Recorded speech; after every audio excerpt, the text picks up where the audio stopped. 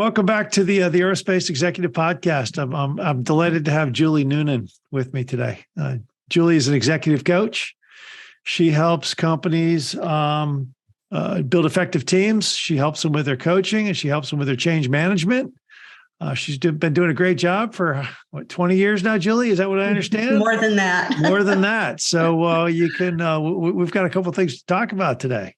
Absolutely. And, great to be here, Craig. Thank you. It's good. So the one thing we were talking about last week before we came on was a little bit of the dichotomy we're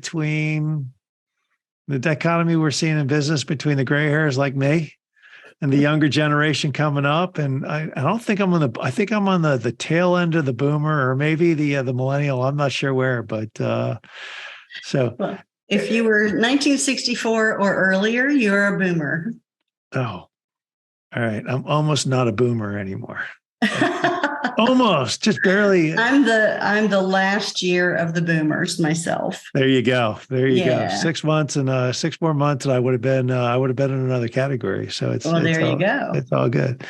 Are you seeing a big? You're talking to a lot of companies. You're coaching a lot of people. Are you seeing a big? Are you seeing a lot of friction there? How are the generations managing to work with each other without the friction or without killing each other?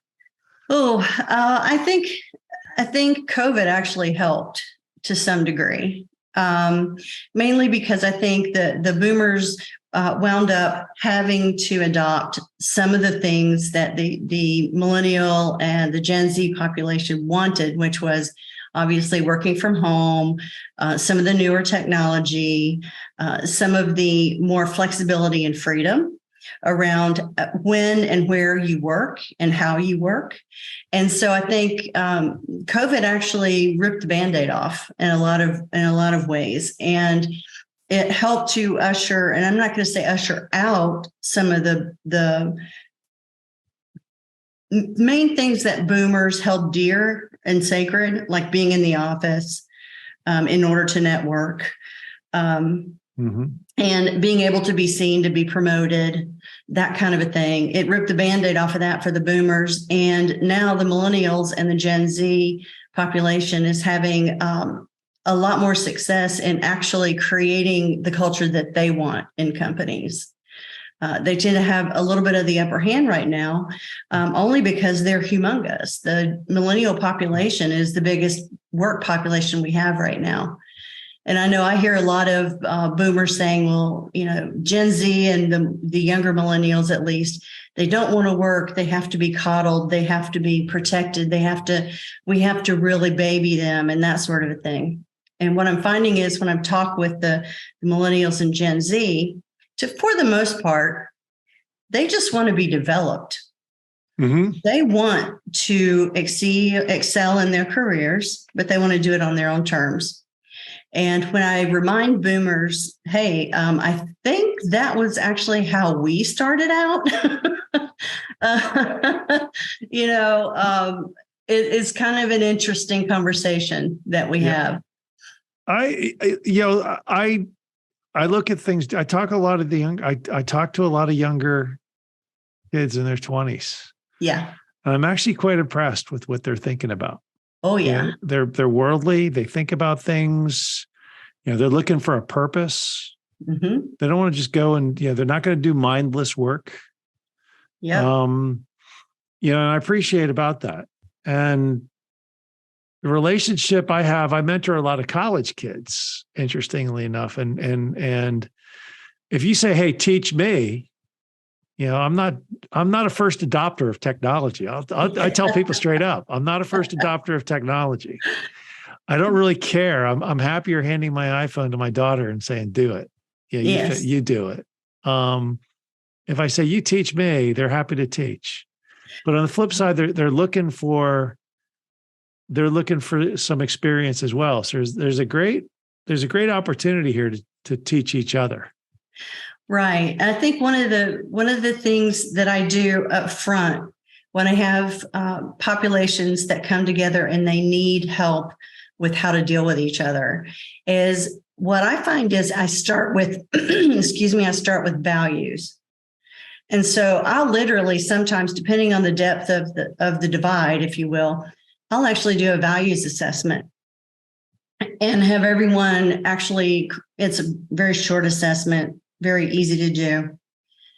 And I will have the whole team look at the values across the team. And what we find is that a lot of the values that everyone kind of holds dear at the base level are the same. And so there's something that we can build on. So family, time with family, flexibility, the ability to succeed, the ability to continue to learn and develop and grow. Mm-hmm. A lot of those come out across the board. Where some of the biggest differences are includes going above and beyond.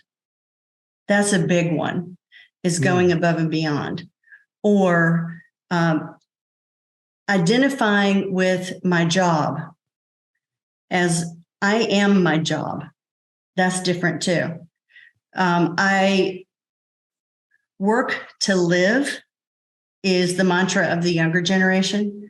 I live to work has been some of the boomer attitude, mainly because our definitions of success have been different. So what we thought, the boomers, what we thought was successful is obviously, a lot of money, big house, the title, the power, etc. Whether or not we fully bought into that is a different story, but that was what in our minds and what was set up in front of us as success. The millennial generation and the Gen Z generation, their definition of success is entirely different.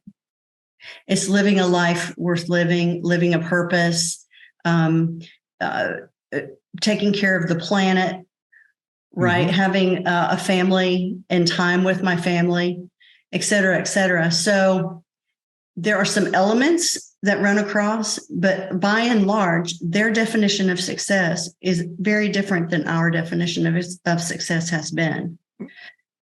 And they probably learned it. I live to work versus work to live. They worked to live because they saw their parents killing themselves living to work. Correct. And all the stuff that they gave up because they were, fighting for that corner office and a meaningless title. And, at the end of the day, nobody cares when you're 75 years old in the golf course. Nobody cares right. that you were the, vice president of whatever at some company. You're just, right. You're just the person on the golf course now. Right. And, it's amazing how you have your 10 minutes of fame as a, one of my favorite object lessons when I did a class early on in my career for high potential employees at a big bank. And we were talking about the definition of success. And I said, okay, I want everyone, and we were in a high rise in a big city. And I said, I want everybody to come over here and look out of this window. Right. How many corner offices do you see? And because we had been talking about, the corner office being the pinnacle of my success in my career.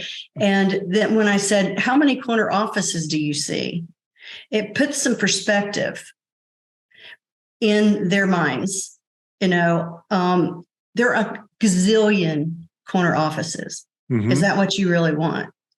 Or is there something else that would create in your mind the feeling of I have been successful in my life? Right. So I absolutely adored that lesson and I've used it since on a lot of people. I take it a little bit different. What I tell the younger folks is success is freedom.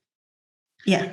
And when they're looking for freedom, I go, look, and the way I always talk about it is I say, look, the world has so many doors open to you. Every door is open to you. And, if you decide to party in college and get mediocre grades, well, some of those doors just closed.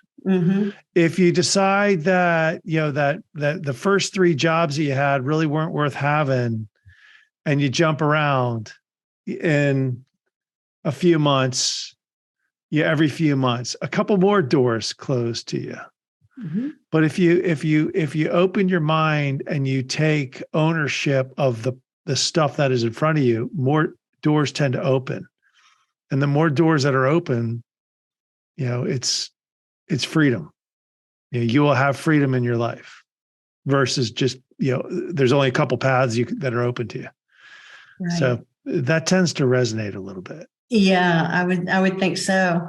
I know that one of the people that I've been working with recently, who is a millennial in their 30s, who is looking for a change of career, and is in a position that on the outside would look very successful, but is not, for this person, very fulfilling. Mm-hmm. And they've been at the organization for less than 18 months.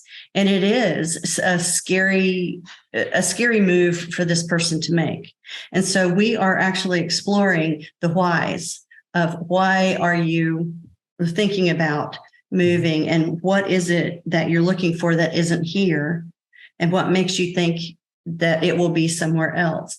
And so we have spent a lot of time on personal motivation, mm-hmm. on what is really what they love to do. Mm-hmm. And I don't know if you're familiar with Marcus Buckingham's latest work, Love Plus Work. No. And it is amazing. I think it speaks right into the new culture of the millennials and the Gen Z, but it kind of goes along with his theme about play with your strengths, build on your strengths, not ignore all of your weaknesses, because obviously some of those will close doors, as you were mentioning. Mm-hmm. However, if you build on your strengths, you're more likely to succeed, and get noticed and do a really great job because you're already good at it. Mm-hmm. And what he says is find something that you love to do, and no one else can tell you what that is. You have to find it. And I really enjoy having those conversations with in an executive coaching perspective, because it allows people to dig deeper than just their work situation. It allows them to dig into what makes them tick and what really jazzes them up and motivates them intrinsically. Mm-hmm. So I like to get beyond the job itself when I'm coaching these folks, and it really makes a difference for the younger generations. So are the younger generations teaching the older folks to chill out? I mean, are they getting there? Is it and how is it? Are they getting there? How are they doing it? And is it working?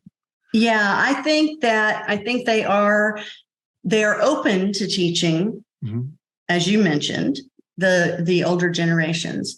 I think what the biggest barriers that we have is the older generations not being open to that.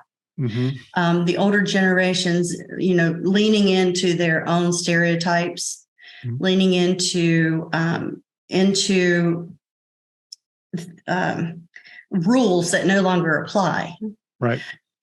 And so when I do have the opportunity to put open-minded executives, typically those are within 10 to 15 years of retirement, and they want to contribute, and they know that the way to contribute is to get the next generation ready, mm-hmm. and running smoothly. When I get a group of those folks and I team them up with a group of, smart, mature millennials and Gen Z mm-hmm. individuals, the learning back and forth is amazing. And there's a term for it that Jack Welch created way back in the 90s called reverse mentoring. And I believe you and I talked about how it seems to be more two-way mentoring, right? The way I was describing it, which I totally agree with. But getting those two groups together with the purpose of learning from each other, mm-hmm. and challenging their perceptions, challenging their dearly held beliefs, and being open about that challenge is amazing. It's just mm-hmm. amazing.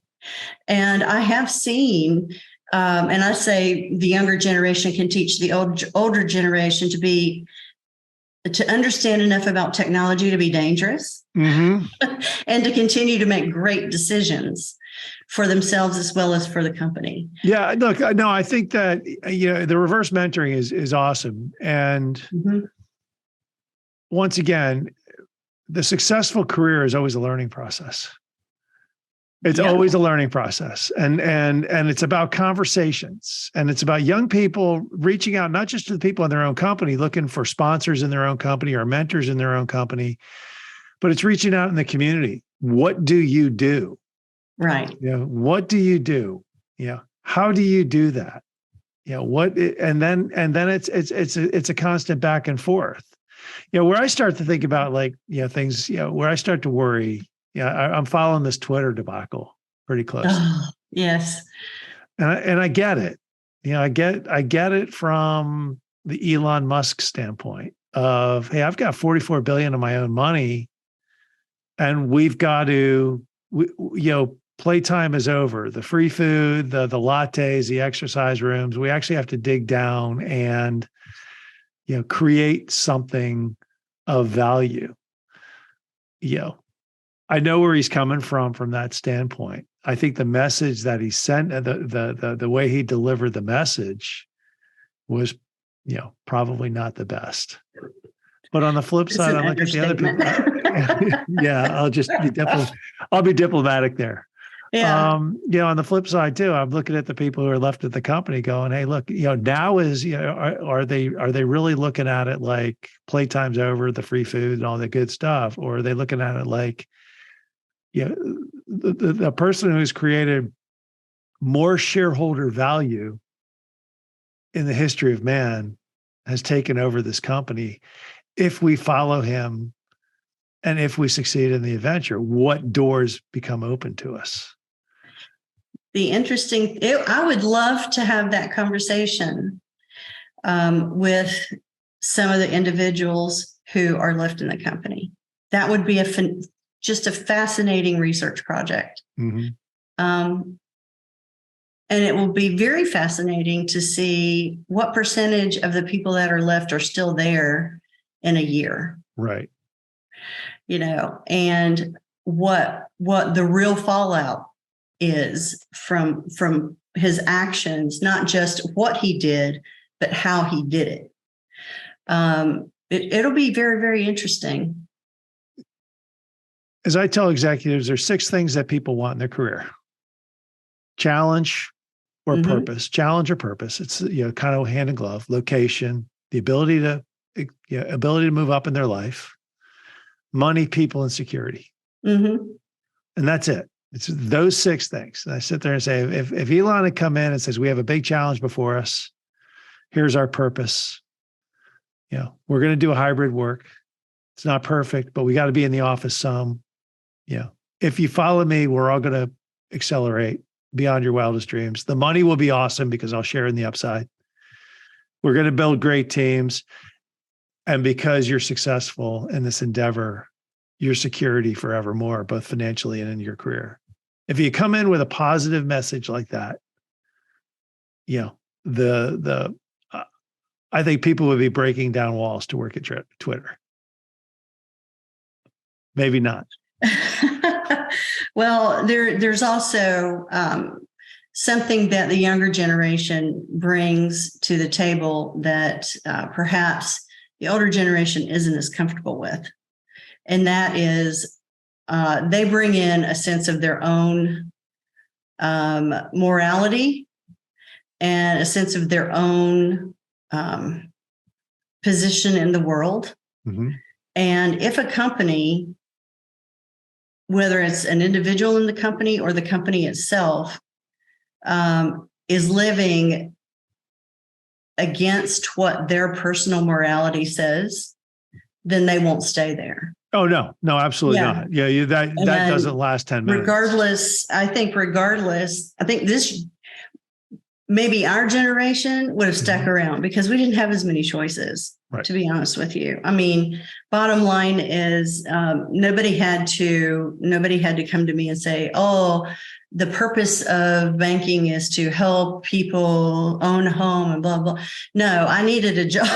Yeah. Well, I mean, hey, look, in my parents' generation, you got fired, you had a black mark against you, and it was not a people worked 30 years at a company until they got the gold watch and the retirement, and that was it. And if you left a company, got fired, whatever, it was a black mark, and now it is a badge of honor.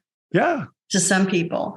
So it's very, and not casting judgment on any, of the generations or any of the individuals who make choices, but every individual that makes a choice is making a choice based on those base level values. Right. And if you don't understand what those base level values of the individuals are in your company, it's very likely that you will miss the mark on communication. You will miss the mark on what motivates them.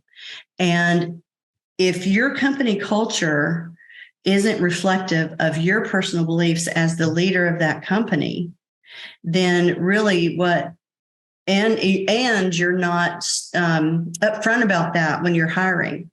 That's another thing. You're going to have people that come in, get in the water and go, oh, this is so not what I wanted. Yep. And they'll jump back out. Some of it's good riddance because they don't match what I need. However, it's very costly. And you might as well be honest and say point blank, pretty much like he did, this is how it's going to be. Yeah. You're in or you're out.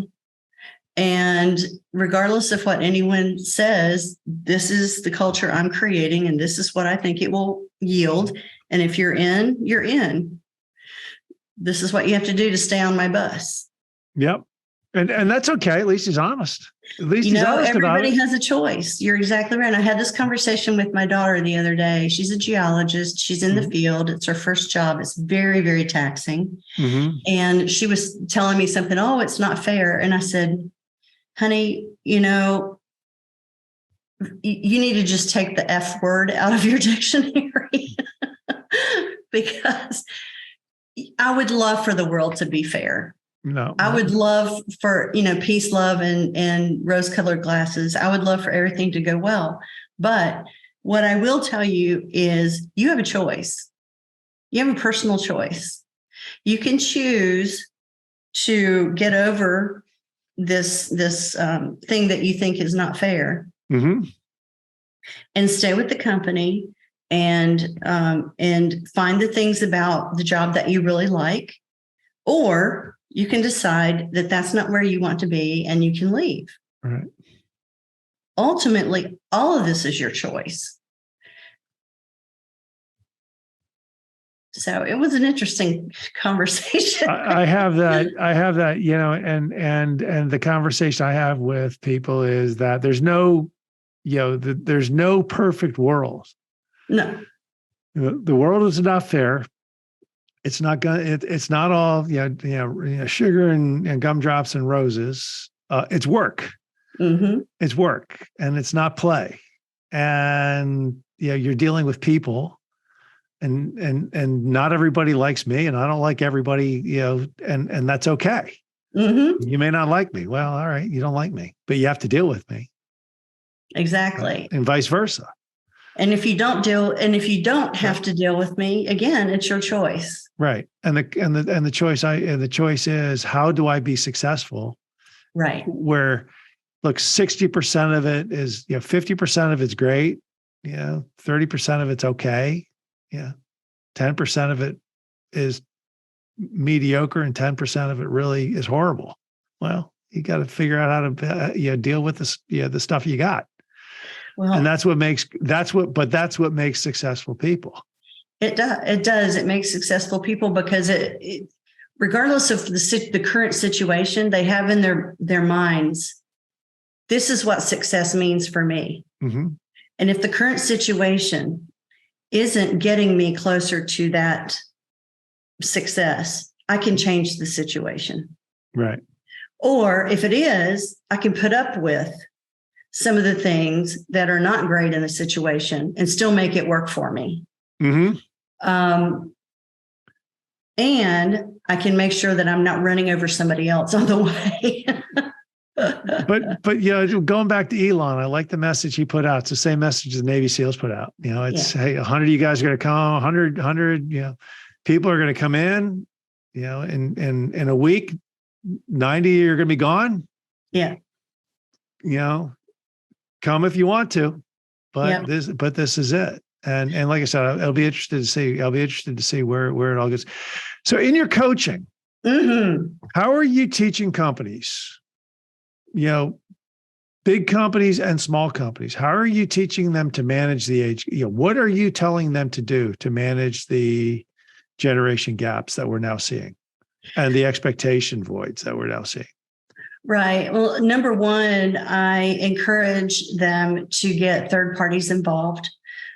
Shameless plug, hire a coach, hire an external company to come in and facilitate the kind of conversations the real kind of conversations that you want to have. Make sure that the company leadership understands the culture that they want and that they're building and how it impacts their bottom line. How does that culture give the company success? And if there's some part of that culture that isn't giving the company success, either because the world has changed or we need to move in a different direction, then get that third party to come in and help move that culture in one way or the other. Mm-hmm. The second thing is, I think, get rid of as many stereotypes as possible. Because as soon as you put somebody in a box, you've limited their ability to shine. You've limited that innovation. You've limited that creativity. You've limited the motivation. Right. And that's for anybody across the board, regardless of generation.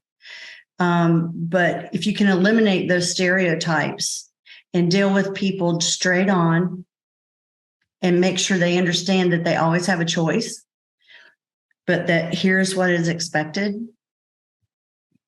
They can make the choice, or they can, they can opt get out on the bus or get off the bus, whichever. I hate that phrase, but opt in or opt out. You can opt in or opt out. Opt in or opt out. Exactly. Subscribe or unsubscribe. There you go.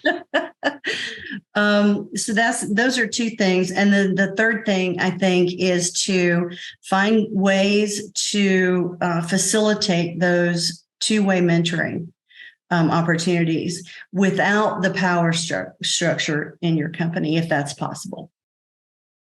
So, for instance, if you have several high-level executives or directors who are open and willing and are looking at the last 10 to 15 years of their career, and they want to remain relevant, and they want to keep up with the technology or the new demographics, the new cultures that are coming up in the world and how it impacts their companies.